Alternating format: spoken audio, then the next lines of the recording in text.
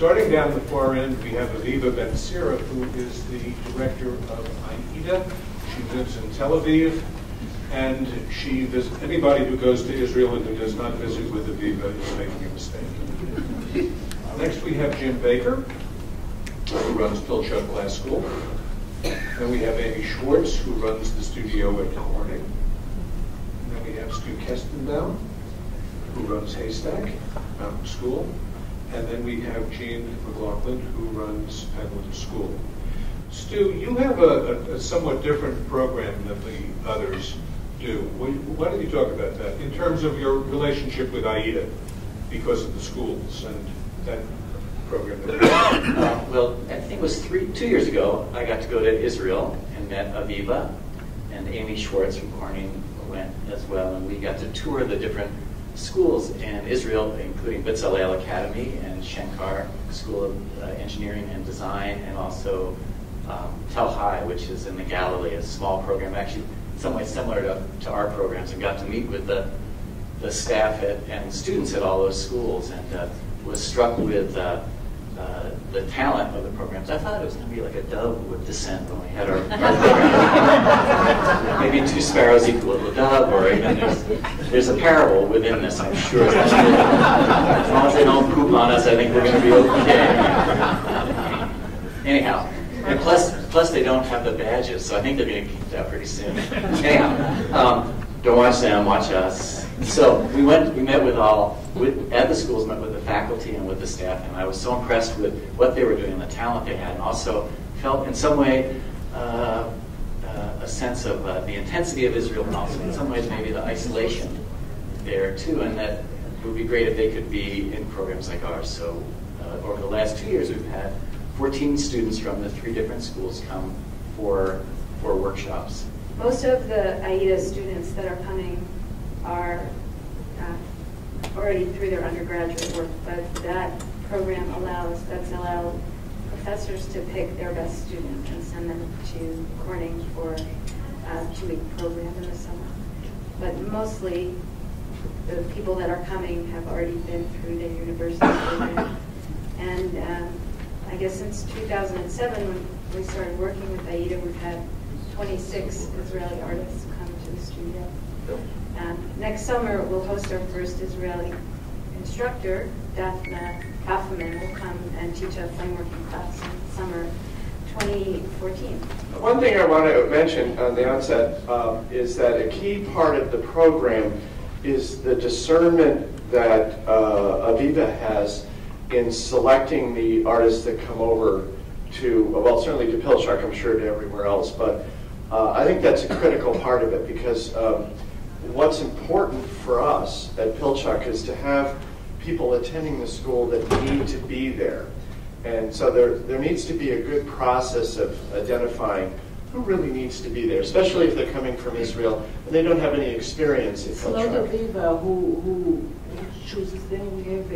We have a kind of a jury, Israeli jury community, and also, by the way, the students. This is why the Israelis, the kind of comments that we get, they are very good students or good artists, but they are being chosen. We don't ask just anyone who... Right. And whether you select them yourself or not, and I appreciate the distinction, you oversee that process. And that's very important. So we know, we have a high confidence level that who's coming to Pilchuck is going to benefit from our programs, because we know that the thoughtfulness that goes into the selection. And that doesn't mean that it's necessarily the most talented glass artist from Israel, that kind of thing. It's a person who might be a diamond in the rough, somebody that really needs that experience, is going to grow a lot from it. And my sense, Aviva, is that's part of the process going on in who has the opportunity to grow the most and really make a change in their life and their career and their direction.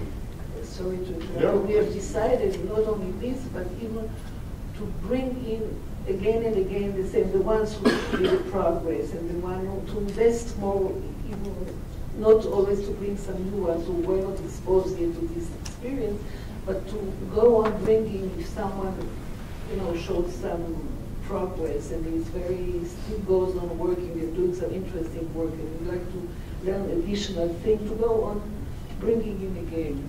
But at Penland, you take a particular class, but then all the studios are there in close proximity, and we encourage people to walk around and see what each other's doing. And then there are programs every evening, so there's an opportunity to hear from the studio assistant and the instructor in all the different classes if you want to take part in that. So in the dining hall, you're eating with people from all different classes, so that kind of cross dialogue occurs very naturally. And as you get to know people, then you start moving to see what they're making, and that kind of energy across the campus is quite evident.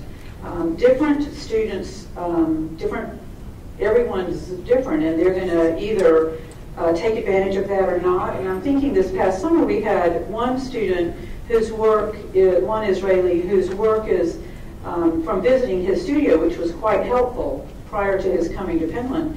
He was making music and crossing media in his work, and the class that we were offering was one that was using like an Arduino microprocessor, and he wanted to integrate that into his work. So he was a student who was just like totally engrossed in his own work and didn't, to my knowledge, cross over and yet into the other studios so much.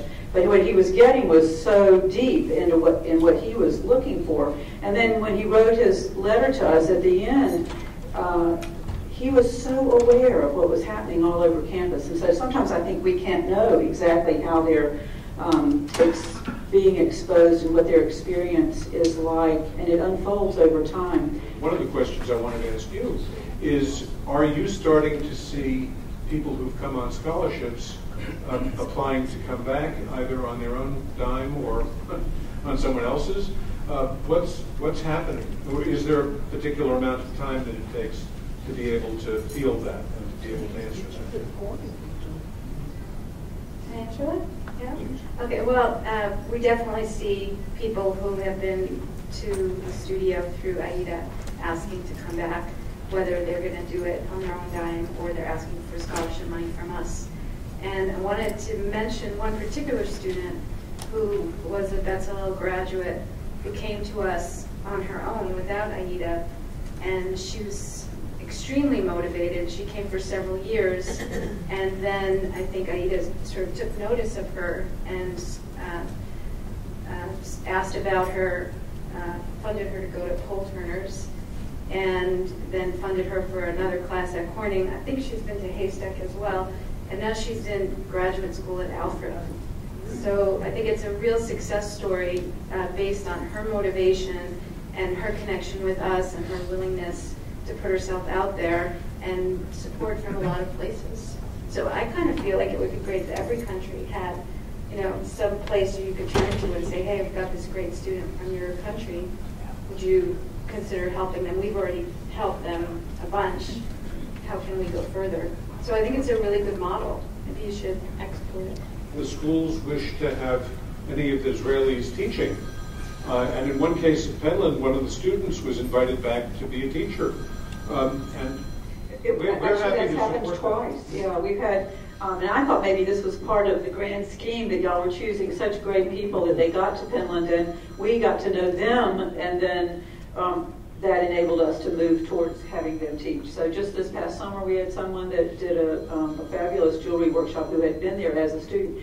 And then Anat Grobodsky also was someone who had been a student, and she met one of our, someone who had taught there previously who happens to be on our board, and then they team taught a class. So there are those kind of relationships that have evolved through the students that have come there. But another point about the students being there, this level of student, many of the people who come to take classes at Penland could also or have even been instructors. So being a student one of the things that I learned in this process, I should say, is this international exchange conversation we were having, was that we call them students, and it's really like an artist residency. It's like a mini-focused artist retreat.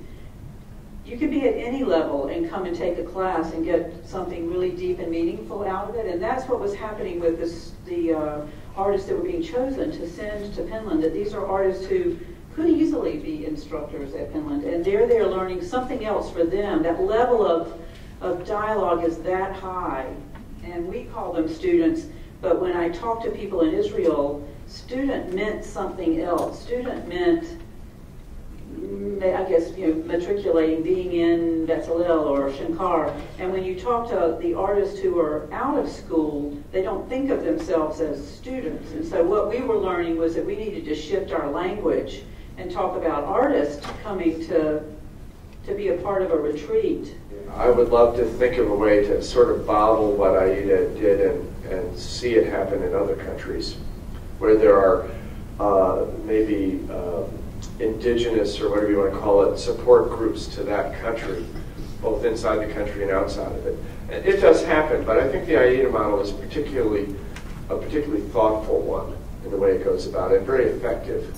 So it's not just an infomercial, thank you for that, but I think that the model itself, it'd be good to get it down in a succinct way that it would be great for me to be able to share it when we go look. Maybe that's my point. When we go look to other countries and we say, how can we work together? Here's a model that works really well with Israel. Let's do a startup. Yeah. Yeah, that's right. Well, nominate you. But you see what I mean? I think that's very useful. Because I think for us, getting people from other places, other countries, other backgrounds is very vital to the richness of what happens educationally within our institution. So we have a need within ourselves for that. It's not just a good thing or a nice thing or it's kind of cool that there's these people from, it goes much deeper than that.